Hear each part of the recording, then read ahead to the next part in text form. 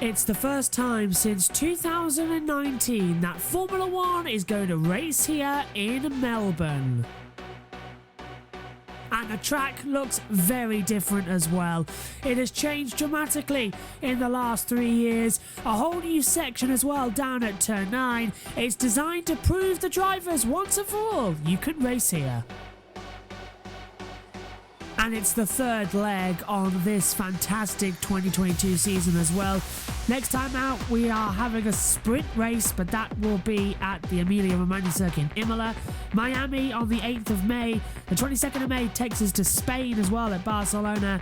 The Monaco Grand Prix on the 29th of May for a slight break for Azerbaijan on the 12th of June. Canada on the 19th. Then the British Grand Prix at Silverstone the first weekend of July. What better place to have it than at Silverstone on the heart of the British summer. Week later it's Austria before a 2-week break before France and Hungary lead us to the summer break. Belgium, Netherlands and Italy form a triple header ending on the 11th of September. Before then we go over for another 2-week break before Singapore on the last weekend of September, first weekend of October. Japan takes us on the 9th, then a 2-week break before we hit the States with the American Grand Prix in Austin, Texas, Mexico on the 30th of October, and then the last 2 races in November at Brazil and Abu Dhabi. In terms of the driver standings, Charles Leclerc leads on 45 points. His teammate Carlos Sainz is in second on 33.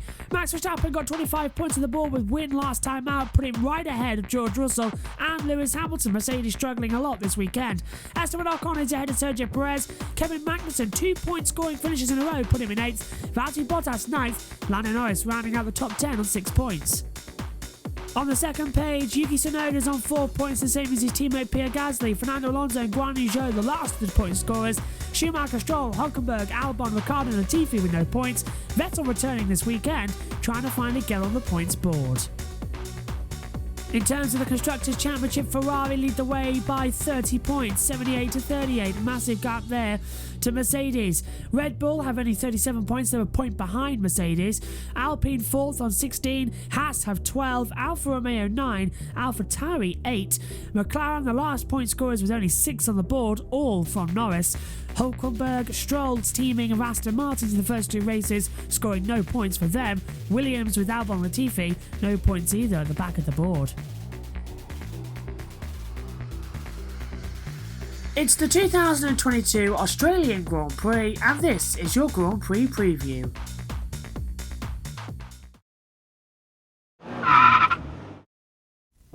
Let's take a look around the Albert Park circuit here in Melbourne, a 3.295 mile circuit, a total now 14 corners and yes, 4 DRS zones. This circuit been on the calendar now for 25 years. Out of the last corner, open up the DRS and hurtle down towards turn 1. Flat out 8th gear, slam on the brakes all the way down. 3rd gear corner, back on the accelerator now as you'd hurtle round turn 2. 2nd DRS zone open, down to the tight turn number 3. Again, hold 8th gear, slam on the brakes all the way down. 2nd gear corner as well, hold the inside line as well. Into the car park section now. 4 at the exit, ride the curb as well. It helps you through turn 5, flat out. Nice against the barriers before you come down towards turn 6 and 7. Hard on the brakes now, file through nicely. Round now, round the lake, turn 8.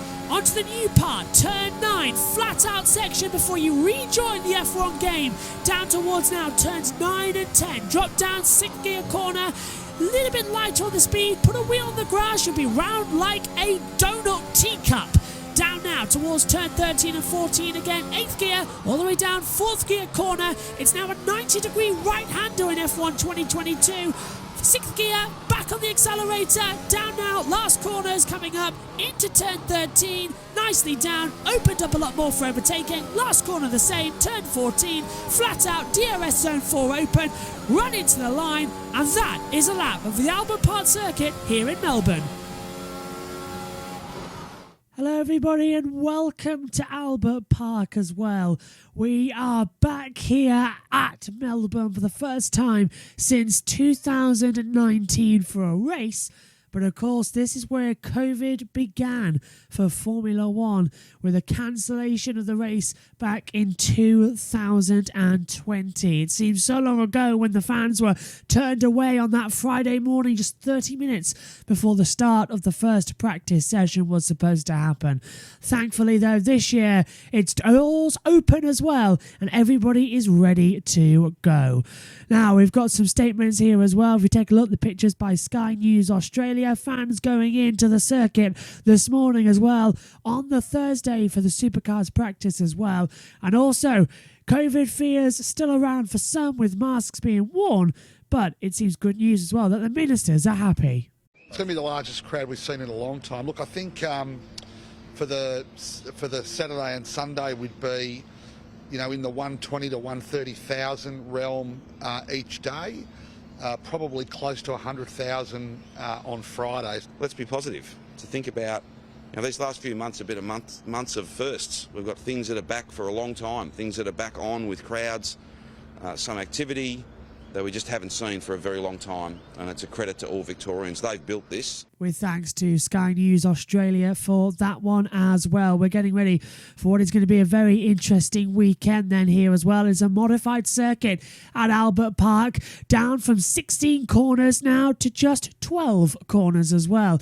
The chicane area down at turn 9 and 10, that used to provide a little bit of an overtaking opportunity, replaced now with a massive DRS zone as well, as you saw in the build-up to the programme. It looks absolutely fantastic, and the teams and drivers can't wait to get going as well. However, Charles Leclerc and Carlos Sainz are slightly fearful that the new package here is going to affect how the F175 works here. They've had two races with pretty much open tracks, Bahrain and Saudi Arabia, both very long sweeping tracks with very fast. Now we come to a sort of a circuit built completely around the lake of Albert Park as well, so it's on the service roads as well, some of it, and it looks absolutely fantastic that they've managed to change it in the way they have. Now turns 1, 2 and 3 are the same.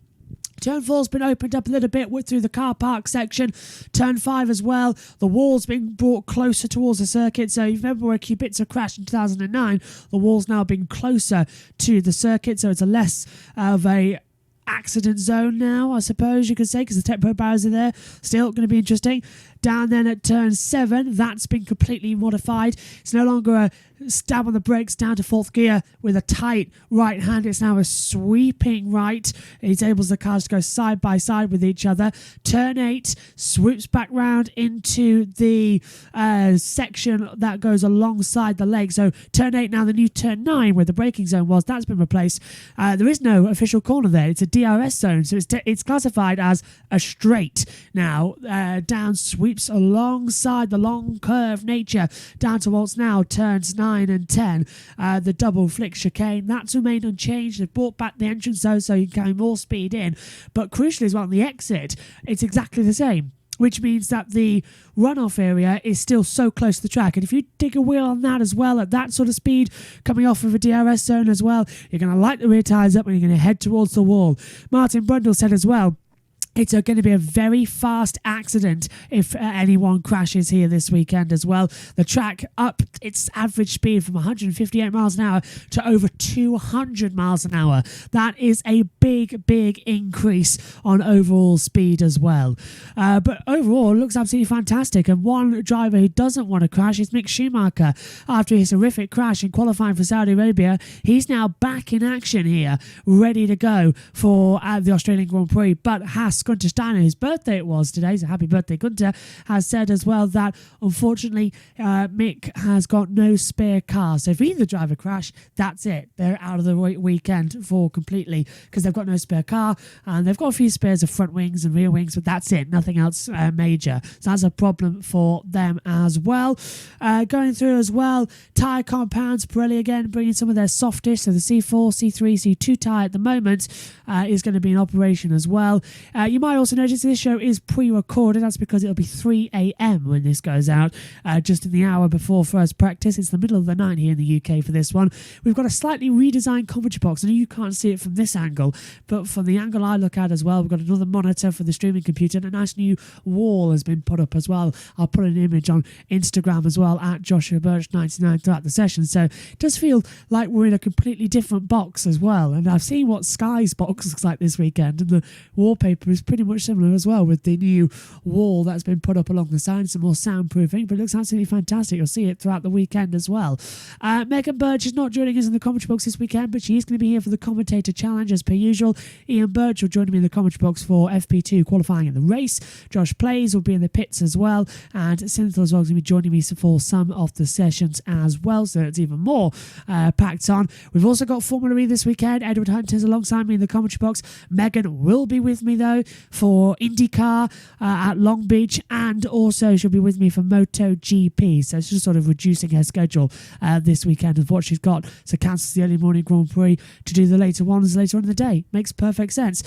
Going into this weekend, Niles Whittick is still the race director. We've got no Eduardo Freitas at the moment. Not sure the reason why Eduardo Freitas is not the race director. I assume we'll find out before the weekend starts for you in around about 50 minutes time.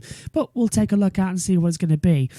Going forward as well, it's Niels Whittick then who is still the race director. Eduardo Freitas not there. But the race director notes as well has been providing some controversy in the past couple of hours as well.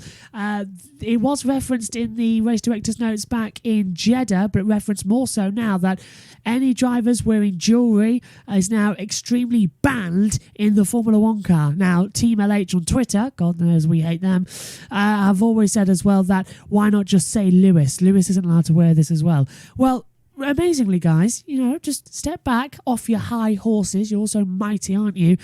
You seem to forget that Lewis Hamilton's not the only driver who wears jewellery in the cars. In fact, in the last race, Charles Leclerc was wearing a watch during the race. Max Verstappen was wearing a bracelet, and several drivers wear these little rings on their middle fingers that track their sleep. Pierre Gasly, Mick Schumacher, Charles Leclerc, Lando Norris, to name but a few. And Lewis Hamilton, yes, he does wear jewellery. He wears his earrings and his nose piercings as well.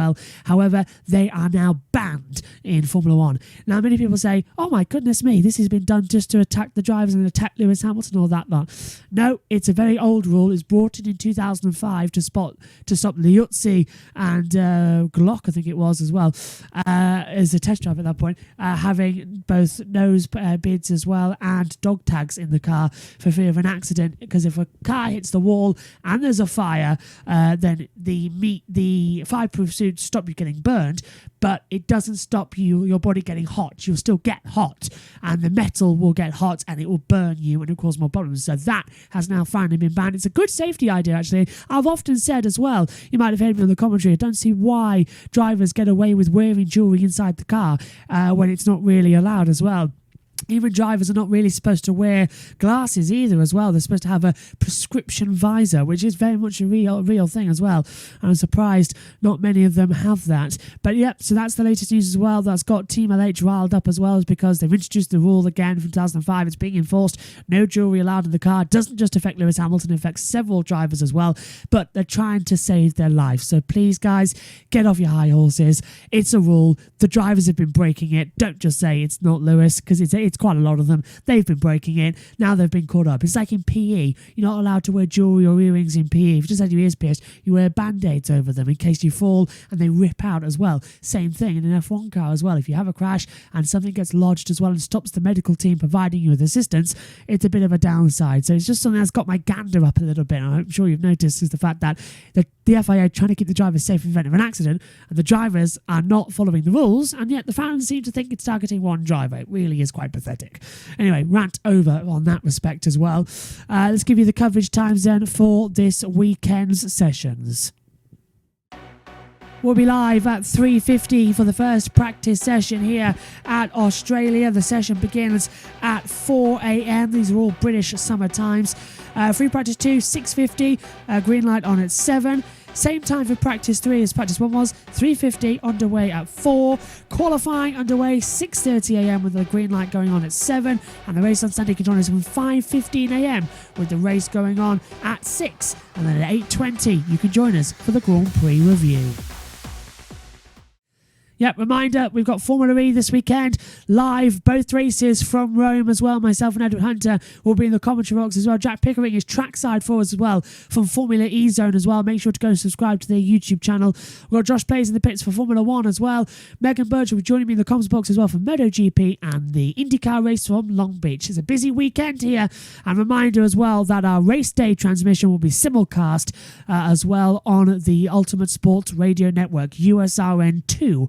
You can find that on the Mixlr app as well. So we're getting ready for the start of first practice. You can join us again at 10 to 4. Bye for now.